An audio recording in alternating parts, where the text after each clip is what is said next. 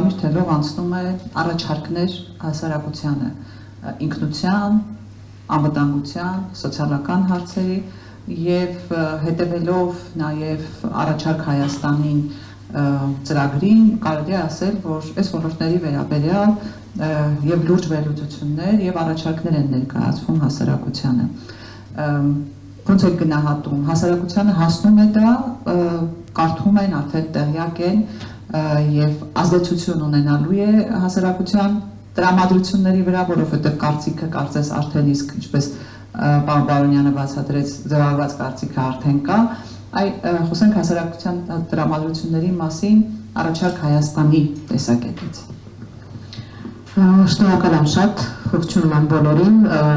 Իրականում ամիսներ առաջ, երբ որ հայտարարվեց առաջարկ Հայաստանին ծրագրի մեկնարկի մասին, բնականաբար կային դրան նախորդող շատ վերլուծություններ, թե որքանով ծրագիրը կհաջողի, որքանով կդառնա հոգեհարազատ մարդկանց, որքանով կլինի ճանաչելի եւ ընդունելի հասարակության տարբեր շերտերի կողմից։ Բնականաբար մասնագիտական կարծիքները իմ գործընկերների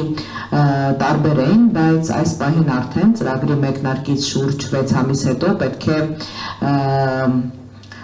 գոհունակությամբ արձանագրեմ, որ առաջարկ Հայաստանին նախաձեռնությունը եւ առաջարկ Հայաստանին ծրագիրը կարողացել է դառնալ հանրային քաղաքական կյանքի ամենաճանաչելի բրենդներից մեկը։ Վստահաբար դա այդպես է, այդ մասին վկայում են ոչ միայն տարբեր հարցումները, այլ նաեւ մեր ամենօրյա շփումները։ Այս ամիսների ընթացքում մենք իրականում կարողացանք մեր հարյուրությանը հասցնել այն մեսիջը, որ առաջարկ Հայաստանինը դա ծրագիր է հենց մարդկանց կողմից ստեղծվող եւ մարդկանց մասին։ Սա ամենակարևոր թեզն է, որովհետև ծրագրի մեկնարկային փուլում այն գաղափարը, որը Գագիկ Ծառուկյանի կողմից դրվել է շրջանառության մեջ, դա այն էր, որ պետք է սկզբունքորեն փոխվեն ծրագրի կազմման մոդելները։ Բոլոր մոդելները, որոնք մինչև այս պահը գործել են, կարծրացած են եղել, արդարացրել են իրենց կամ չեն արդարացրել, դա արդեն այլ հարց է, սակայն մեր վստահ համոզմամբ աշխատասենյակներում նստած որևէ մասնագետ կամ չինովնիկ կամ ցանկացած պաշտոն զբաղեցնող մարդ կամ ցանկացած ոլորտի ներկայացուցիչ չի կարող այն կատարելությամբ տիրապետել խնդիրներին ու խնդիրներին, որ կատարելությամբ, որ դրան տիրապետում են հենց այդ ոլորտի ներկայացուցիչները, շահառուները ու կրողները։ Եթե մասնավոր կոնկրետ մի այսպես օրինակ բերելու լինեմ, առաջարկ Հայաստանին ծրագրի շրջանակներում արդեն իսկ օրեր առաջ հրապարակվել է կոնկրետ երիտասարդների առաջարկների բլոկը։ Ինչպես է ձևավորվել այս բլոկը, հա? Սկզբում լավագույն լուծումները առաջարկում են երիտասարդները խորագրով մրցույթ է անցկացվել, որի շրջանակներում շուրջ 500 ուսանողներ Հայաստանի եւ Սփյուռքի լավագույն բուհերը ներկայացրել են իրենց առաջարկները, որոնցից արվել է ծաղկաքաղ պրոբլեմների լուծման ճանապարհները, որտեղ նախանշված են, եւ կազմվել է առաջարկ Հայաստանին ծրագրի երիտասարդության հատվածը։ Եվ այս սկզբունքով մենք շարժվելու ենք բոլոր ոլորտների ուղղությամբ։ Այսօր արդեն տնտեսական պլատֆորմն է ներկայացվել առաջարկ Հայաստանի ծրագրի շրջանակներում, որի մշակման աշխատանքներում եւս ներգրավված են եղել ոլորտի առաջատար ներկայացուցիչները։ Գյուղատնտեսության ոլորտի առաջարկների բլոկի հետ կապված գյուղատնտեսության ոլորտի ծրագիրը գրվել է հենց գյուղերում, որքան էլ որ այսպես կարող է առաջին հայացքից տարօրինակ թվալ, բայց այդ ծրագիրը գրվել է գյուղերում, գյուղամեջի զրույցների հիման վրա, գյուղացիների տներ այցելությունների արդյունքում ամիսներ շարունակ հավաքագրվել են հազարավոր խնդիրներ, այդ ամեն ինչը վերլուծվել են եւ այնուհետ նոր միայն մասնագետների մասնակցությամբ դա բերվել է տեսքի եւ նախապատրաստվում է հրապարակման։ Մենք անընդհատ բոլոր բանախոսներով մինչ ինձ ելույթ ունեցողները, այսպես ինչպես դուք նշեցիք, կարմիր գծի նման մենք խոսում ենք միասնության մասին, հա,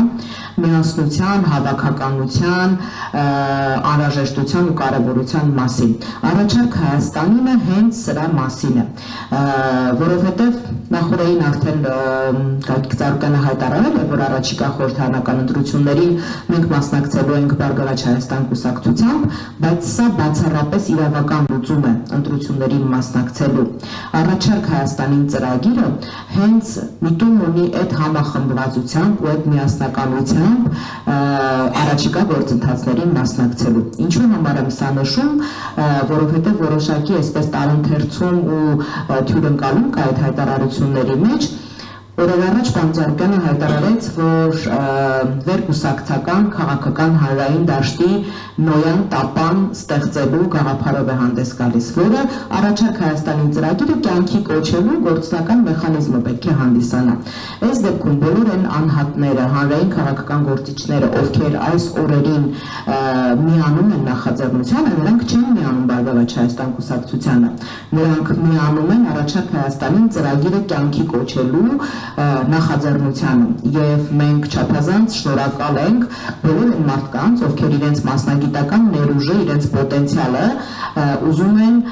օգտագործել այս ծրագիրը կյանքի կոչելու ուղղությամբ եւ այս ծրագիրը ուժեղացնելու ուղղությամբ։ Մենք անցնում ենք այսպես այս օրերին իմ գործընկերներից նշեցին, որ իրականում առաջիկա խորհրդարանական ընտրությունները չափազանց պատասխանատու են բոլորի համար, ոչ միայն քաղաքական ուժերի, այլ նաև ցանկացած քաղաքացու համար։ Ես լավատեսորեն ուզում եմ հավատալ, որ մեր հայրենակիցներից, մեր ժողովրդի յուրաքանչյուր ներկայացուցիչներից ամեն մեկը իսկապես գիտակցում է իր քվեի կարևորությունը առաջիկա խորհրդարանական ընտրություններին։ Ուզում եմ օգտվելով ընձեռված հնարավորությունից, թեպետ առաջիկա ամիսների ընթացքում բնականաբար անընդմեջ մենք խոսելու ենք այս մասին, որ յուրաքանչյուրի քվեն է կարևոր, սակայն ավելորդ չեմ համարում եւս մեկ անգամ ասել, որ իսկապես սա ընտրություն է լինելու, առաջիկա ընտրությունը դա մեր հետ պատերազմյան ժամանակահատվածի ապատիան, խեղճությունը կոտրելու շանսը եւ հնարավորություն է։ Իրապես հունիսի 7-ին մեր քաղաքացիները հնարավորություն ունեն ընտրություն կատարելու։ Արդյոք մենք շարունակելու ենք այս խեղճացած որոշակի առումով գլուխներս խոնարհած վիճակով ապրել, թե հնարավորություն ունենք մեր ազգային արժանապատվության, ինքնության վերագտման եւ արժանապատիվ կերպով մեր գոյությունը շարունակելու։ Մենք խոսում էինք ընտրությունը լինելու է ավելի լավ Հայաստան ունենալու մեջ, ես ավելի վատատեսորեն եթե ասելու լինեմ, ընտրություն ունենալու ենք ընդհանրապես Հայաստան ունենալու մեջ։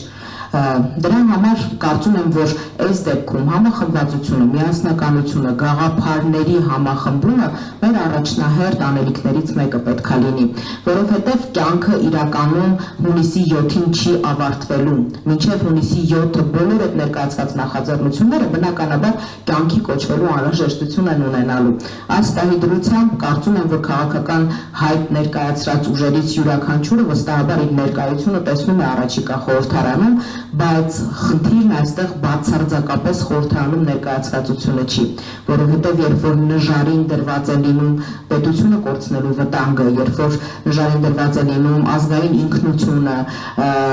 կորցնելու վտանգը, կարծում եմ յուրաքանչյուր պաշտոն ու մանդատ այլևս երկրորդական են դառնում, ու այս դեպքում բնականաբար կարևորը արդյունքն է եւ ոչ թե մանդատը։ Կոնկրետ առաջարկ Հայաստանի ծրագրի հետ կապված բնականաբար այս պայմանությամբ քննարկումները բազմաթիվ են տարբեր քաղաքական միավորների, հանրային գործիչների հետ, նրանցից մի մասի հետ կան արդեն կոնկրետ պայմանավորվածություններ, մի մասի հետ աշխատանքները շարունակվում են, բայց ուզում եմ վերահաստատել, որ խնդիրը այստեղ միասնական համատեղ ջանքերով առաջ գնալու մեր պատրաստակամության մեջ է, ու եթե շատ կարճ ձևակերպելու լինեմ, այս մասով հենց Գագիկ Ծառուկյանն էլ իր խոսքում օրերս նշել է, որ ինքը պատրաստ է համատեղ աշխատանքի, եւ այս դեպքում բոլոր այն մարդիկ, հանրային քաղաքական գործիչներ, ովքեր ունեն հաստատակամություն աշխատելու, առանց որևէ հետին մտքի եւ առանց որևէ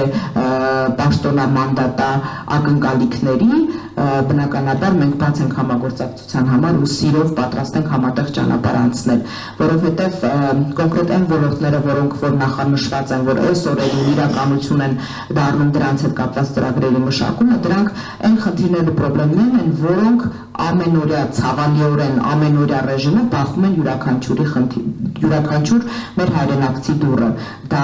աշխատատեղերի բացակայությունն է, դա համատարած անարդարությունն է, դա ցավոք սրտի վերջին տարիներին նաև թմրամիջոցների օգտագործման ծավալների կատաստրոֆիկ ավելացումն է։ Այս օրերին մարզաշխարհի հազարավոր ներկայացուցիչներ լծված են հենց թմրամիջոցների դեմ պայքարի ծրագրի մշակման աշխատանքներին, եւ այս աշխատանքները չեն սկսել նոր եւ չեն ավարտվել հունիսի 7-ին, վստահաբար դրանք լինելու են շարունակական, որովհետեւ դա մեր ապագայի խնդիրն է, մեր առողջ ապագա ունենալու հարցն է, եթե չկա առողջ երիտասարդություն, բնականաբար չկա նաեւ ապագա, ինչի մասին ենք մենք հիմա խոսում եւ մտածում ու անհանգստանում։ Մի խոսքով ձևաչափը այդպիսին է, առաջարկները բազմաթիվ են եւ ամենակարևորը այն գաղափարն է, որ այս ծրագիրը ստեղծվում է մարդկանց կողմից եւ իրականացվելու է մարդկանց համար։ Ծրագրի շահառուները մարդիկ են, ծրագրի հեղինակները եւս։ Կարծում եմ սա այդ ընդհանուր միասնականության գաղափարի մեջ ամենակարևոր դրույթներից մեկն է եւ բնականաբար որևէ նախընտրական կամ ընտրական գործընթաց բնական է, որ չի կարող գոյատևել առանց սոցիոլոգիայի։ Դա շատ կարևոր է, այստեղ եւս վիճակագրական տվյալներ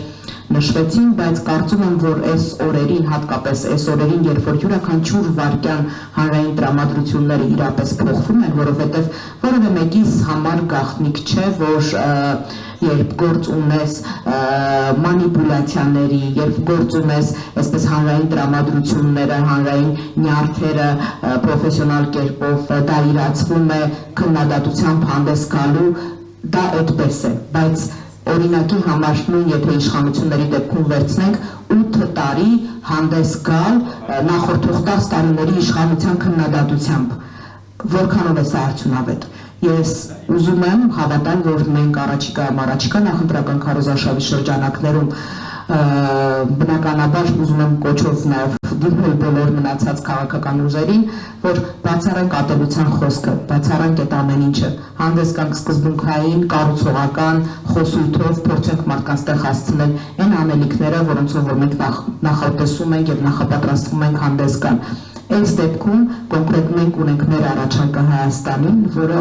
կազմված է տարբեր ոլորտների լավագույն ներկայացուցիչների մասնակցությամբ, բայց ամենակարևորը այդ ծրագրերը մշակվելու ստեղծվել են հենց կոնկրետ ոլորտների ներկայացուցիչների առաջարկներով եւ իրենց նախանշած լուծումներով։ Կարծում եմ, որ սա հաջողվելու այսպես ամենակարճ ճանապարհներից մեկն է։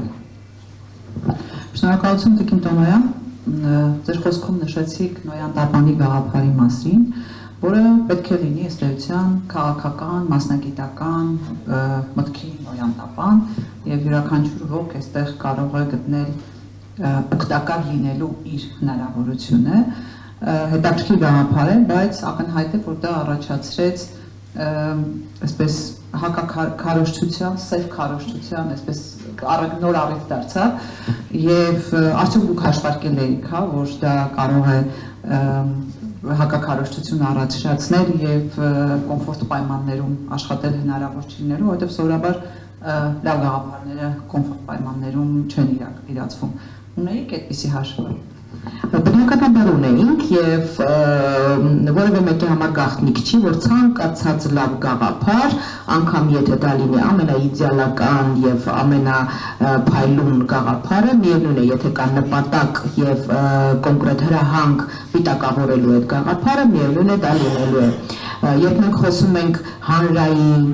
վերկուսակցական, քաղաքական Նոյան Տապանի գաղափարի մասին, բոլոր adekvat, բանիմաց մարդկանց մոտ դա առաջացնում է բացառապես դրական տրամադրվածություն, անկախ քաղաքական հայացքներից։ Նկատի ունեմ, որ միասնության, համախմբման, օգտակար լինելու, համատեղ ջանքերով արդյունքի հասնելու գաղափարը չի կարող բանական եւ այսպես սրտացավ եւ պրոֆեսիոնալ մարդու մոտ չառաջացնել դրական էմոցիաներ եւ ասոցիացիաներ, հա, եւ բնական է, որ Մենք ստացել ենք հարյուրավոր առաջարկներ, գրավոր, բանավոր, մասնավոր զրույցների մակարդակով կապված հենց հատկապես այս գաղափարի կենսագործման հետ կապված, ինչի համար շատ շնորհակալ ենք բոլոր այդ մարդկանց, ովքեր որ հետաքրքրություն են եւ ցանկություն են ցուցաբերել միանալու գաղափարին։ Եվ բնական է, որ այո, եղել են նաեւ որոշակի մեկնաբանություններ, արհեստական բանականությամբ, այսպես սարքված որոշակի հոլովակներ եւ այլն, որտեղ ինչ որ ալեգորիաներ, ինչ որ համեմատականներ են անցկացնում, ինչ որ մարդիկ Նոյան Տապանի եւ Նոյան Տապանի բնակիչների հետ, ես շատ եմ ցավում եւ ուղղակի պետք է արձանագրեմ, որ սա բացառապես ինքնաընկալման հարց է։ Ինչպես մարդ ինքը իրեն ընկալում է, այնպես էլ վերաբերվում է կոնկրետ գաղափարին, իսկ մնացածին շնորհակալ ենք հետաքրքրության եւ միանալու ցանկության պատրաստակամության համար։